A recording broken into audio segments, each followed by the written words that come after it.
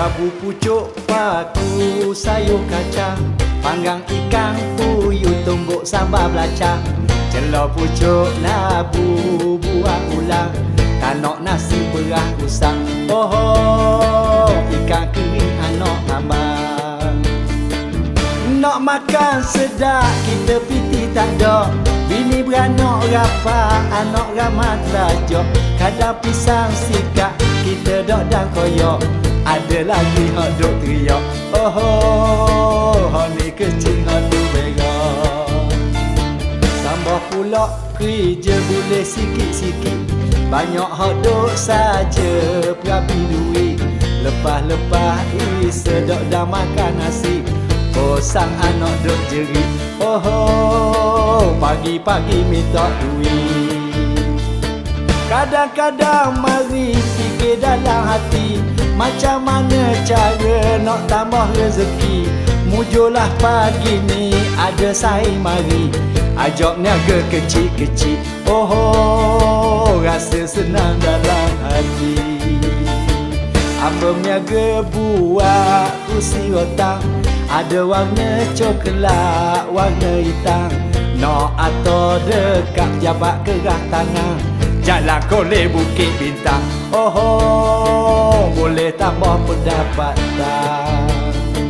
Begitulah cara kalau mahu hidup, buat apa saja yang kita sanggup.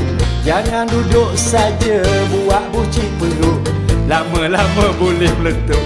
Oh, anak bini boleh cabut.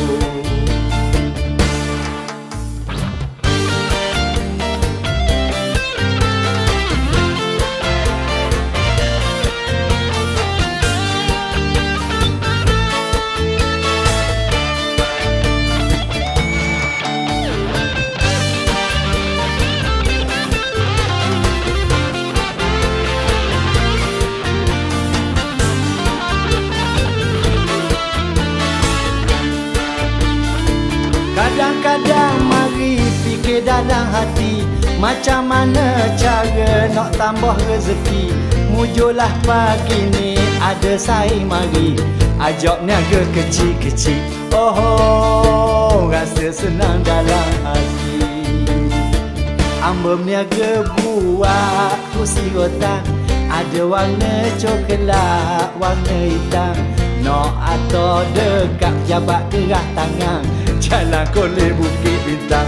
Oh, boleh tambah pendapatan. Begitulah cara kalau mahu hidup, buat apa saja yang kita sanggup. Jangan duduk saja buat bucik perut, lama-lama boleh meletup. Oh, anak bini boleh cabut.